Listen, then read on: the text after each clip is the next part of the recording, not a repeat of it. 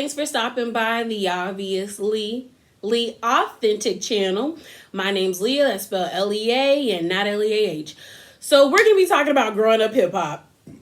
Baby, the shenanigans. The shenanigans. What's crazy to me is like I went loving hip hop, but when growing up hip hop came out, I thought it was corny. And then for some reason I got hooked like 2 seasons ago and I couldn't stop watching it. So like I'm down for the ride now. But y'all, this shenanigans.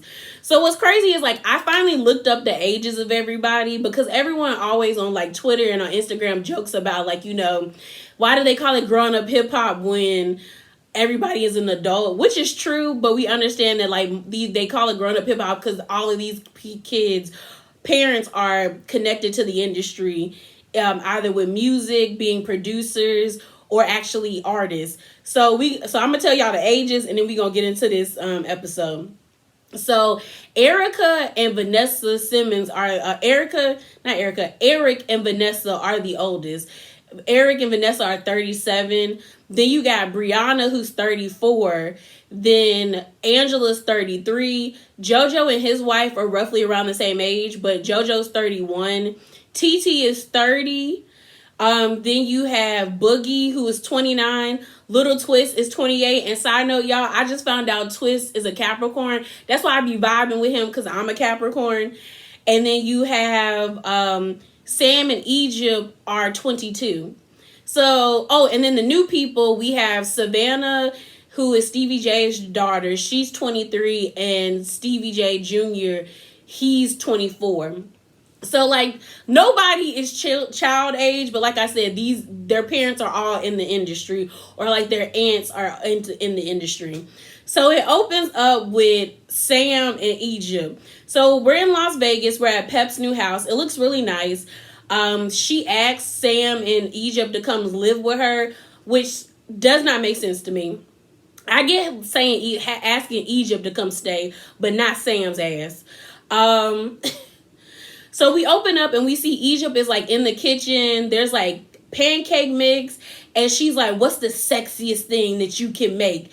Let me go get my star. Y'all, I do not understand why Sam's skinny beanpole high yellow behind came down the steps in a white banana hammock with his cheeks out with his ping ping.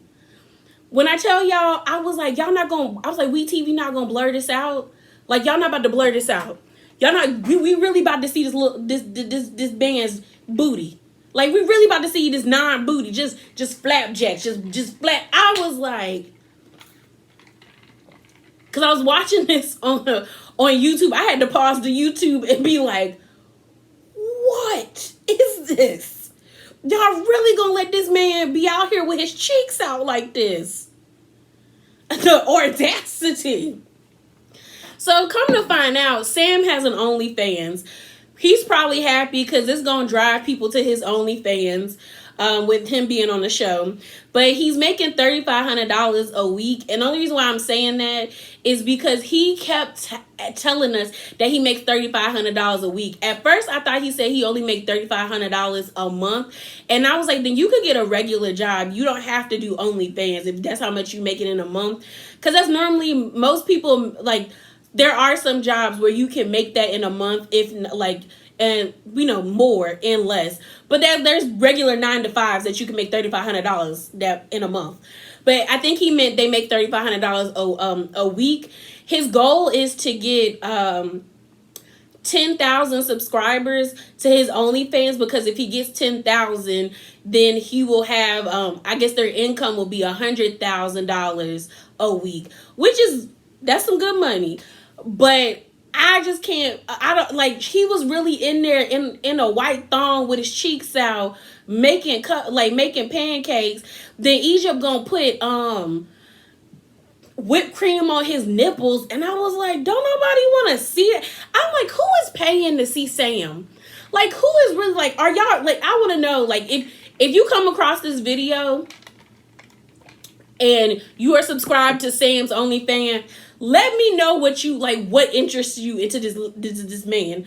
Because I know we're not supposed to call people ugly, and we're not supposed to, but it's like he is not attractive to me in that manner where I would be paying ducats or money to see this boy do whatever in a sexual way. So it's wild to me that people are paying that much, but they are.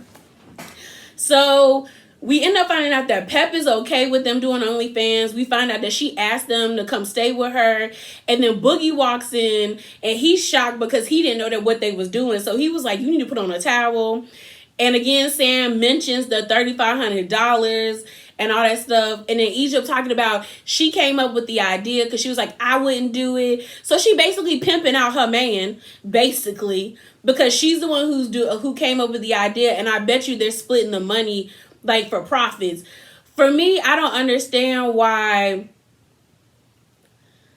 if you're making that much money week to week, why haven't you and your girl moved out of your girl's mom's home to get your own apartment or your own area? And I really do hope he's sending that money to his kids, because as you know, Sam got like 2 kids, I think, or something like that. I know he at least has 1 kid because they brought that up last season. I'm good on Sam and Egypt, especially Egypt, because I used to really like Egypt, but after she hit Brianna, like snuck Brianna, and I was mad that production would let Brianna beat the crap out of her, because I'm like, she thinks she hard now. Like, she cut her hair. She thinks she just somebody, and it's like, no, you still a child. You're 22, and you're not making sense.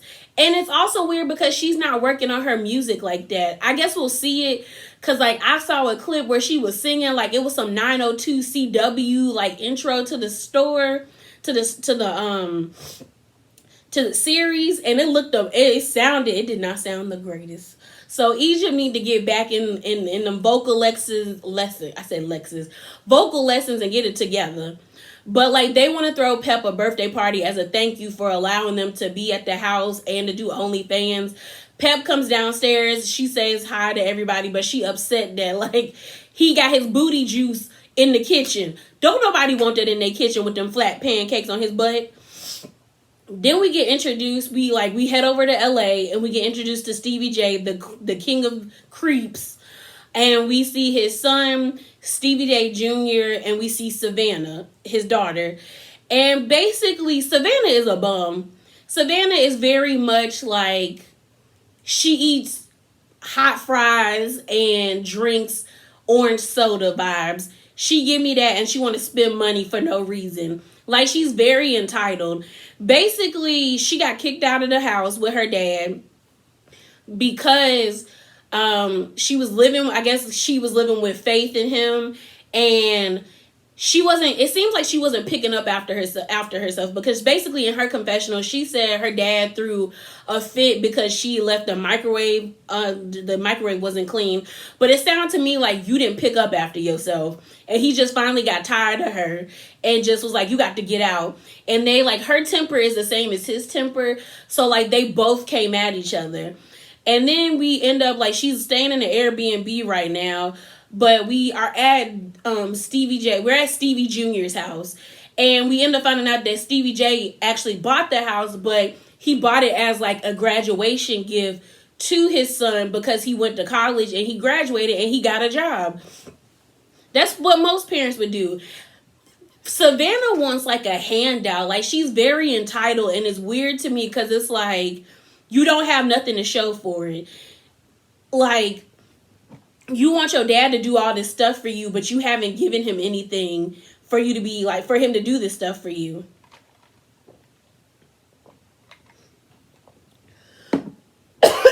Sorry, y'all. Because basically she's like mad that her brother has a home, but then Stevie J is like, well, if you go to college, you get a job, I'll do the same for you. So Savannah gets upset because her dad and her brother are clowning her, which I understood why she was upset, because they were doing too much. But I agree with Stevie J. Like, Savannah wants a handout because she has a clothing line that she's calling Good Vibes. and I was with him. Why can't you work on your clothing line and also have a job? She also bragged about her not ever having a long-term job. And then she's like, I'm taking care of myself. But like, the dad is like, Stevie is like, is you scamming? And then she was like, no. And he was like, you not doing that OnlyFans? And she was like, no. But to me, I think either she a sugar baby or she is doing OnlyFans, because it's not making sense why or where she getting her money from. And she over here buying like expensive clothes for her little dog, which was a cute dog, but he needs to be groomed. So obviously you're not paying for him to get groomed. And then on top of that, she was like, she makes enough money where she can take care of herself and buy her Chanel bags.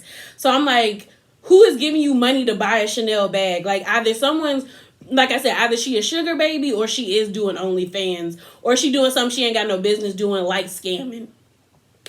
But because of the way her brother and her dad was acting, she decided she not going to tell them nothing no more, which to me is stupid. So then we see JoJo, Vanessa, and Tanise, and basically they're at JoJo's apartment, and we actually get the unfortunate news that, like, at the beginning of the panorama, Tanise was pregnant, but she had a miscarriage. The good thing is like she's pregnant now. Like, they have pictures and everything, and she looks very beautiful. And I think it was nice that we got to see JoJo being sad about it, but also comforting his wife, and vice versa. They both were comforting each other. They also showed us Angela. Angela has a new boo. He's a boxer, and Vanessa's kind of upset that Angela isn't allowing. She hasn't met the new boxer. Like, she wants to meet the new boxer because she was like, Angela moved fast, which is true. Because Angela, you had this whole virgin thing, and then all of a sudden you was pregnant. So we know you move fast. But like, she says she in love with this new boo, which I don't know. It's weird. I mean, Angela is like weird because Angela has this air of like she's better than her family when she's not. But then she doesn't want to allow her sister to be a part of her, like, into her life. And it's like, do you not trust her? Like, do you not trust Vanessa? Like, has Vanessa done something that we just don't know about? So I don't know. Then we switch over to the next day, and we see Eric, JoJo, and Little Twist comes, and so does Savannah. Eric has a new business called The Remedy Room, which is a cannabis business, and it's doing well. He said they made $3 million. They have like at least 1,000 customers come through. So I'm excited for him. I'm happy for him. Like, I'm glad he was able to get this off the ground. And it's like, I'm happy when I see black people in cannabis, because it's like so many minorities, specifically black people, are in jail because of weed. And it seems like the people who are able to profit off of selling weed and not be prison are our white counterparts. So I think it's good that he's in a business where he can thrive and it's legal and he's making good money to sustain and take care of his family. So then we see like I said, we see Lil Twist, and y'all know I love Lil Twist. And basically Eric lets them in on, like, Sam called him and invited him to Las Vegas for Pep's birthday. But as you know, Eric is cool with Sam, but JoJo and Little Twist almost fought Sam. So Little Twist was about that action, because this was during that time when Egypt snuck Brianna at Twist's birthday party, and then Sam was getting really hype and like acting like he was gonna do something, and Little Twist sees Brianna as like his sister, so him and his boys was like, you could get it. You could get it, like, I'm about that action. So Eric don't, like, I'm gonna say Eric. Eric is cool. Little Twist don't see it for Sam. And then you have JoJo. Supposedly Sam was on a live where he was talking Cash Money-ish about JoJo. And JoJo was like, Sam feels some type of way because...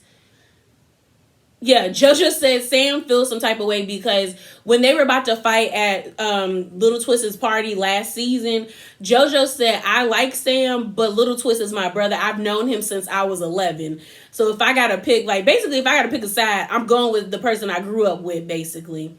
So JoJo said he got to talk to Sam. because we gonna get this cleared out. So then we head over to New York and we see TT with her half sister Amanda and her mom Maureen. And we also end up finding out that Pep got like it's like I think 7 of them together, because they made mention that like they have 5 other sisters. What we end up finding out is that TT and Egypt haven't spoken in 6 months, and TT's deciding to have a destination wedding in Jamaica. And basically we don't know if Egypt and them are invited. Like I was riding with Amanda and TT in this conversation. Her mom need to get over it.